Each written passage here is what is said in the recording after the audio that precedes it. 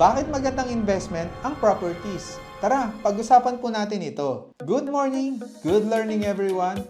This is your Kuya Francis and I'm your Kuya Broker. Marami po sa atin na nagsasabing magandang investment ang properties. At karamihan, sa pinakamayaman sa Pilipinas, real estate or property ang kanilang business. So bakit magandang investment po ang mga properties? Number 1.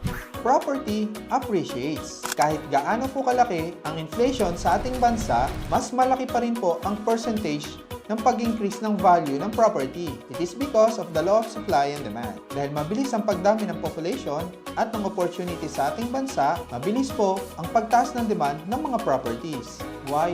Hindi po kasi dumadami o lumalaki ang lupa natin. Kaya nga po, may mga reclamation project para somehow makatulong po sa supply ng property. Number 2, it is a tangible investment. Ito po ang investment na control natin. Why?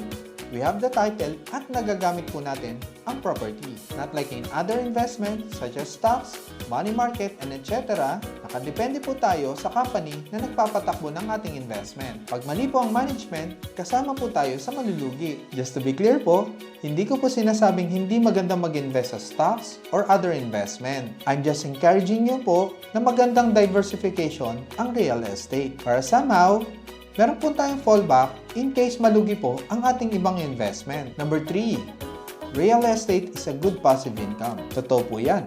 Real estate is really a good passive income. Napaka-low risk passive income po ang mga rentals like apartments, commercial lots, offices, and buildings. Kumikita ka na sa monthly rental income, pwede mo pang gawing collateral ang property para may capital ka sa iyong other business. Number 4, low maintenance po. Why low maintenance?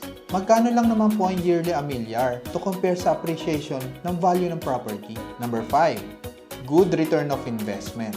Whether ano pa po ang sabihin ng iba, if real estate is an asset or liability, ang sabi ng iba, liability daw po kasi palabas po ang pera. Kasi yearly po tayo nagbabayad ng amilyar or amortization kung tayo po ay naka-bank loan. Pero let's check. Imagine, we are renting. Hindi po ba, tapon lang ang pera doon?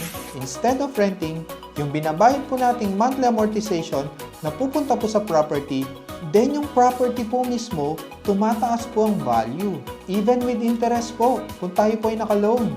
So whether ano po ang sabihin ng iba, I respect them. But for me, at the end of the day, basta wag mo lang po ibenta ng rush. Ang real estate is one of the best investment with good return. Again, this is your Kuya Broker. God bless po sa ating lahat.